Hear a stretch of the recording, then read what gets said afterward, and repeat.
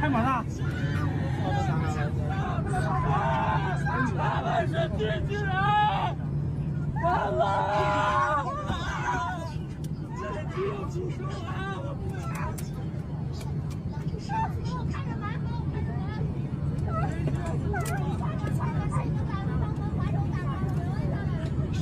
我操，房东打开门，直接爬呀！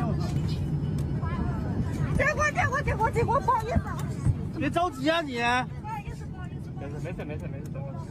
有警察，你怕什么呀？对呀，我操，这么多人在这里。出声！再出声！赶紧给家里人打电话，跟妈妈一样。太吓人了！各位旅客，这里是雾南广播，请您在座位上坐好，不必惊慌，感谢您的配合。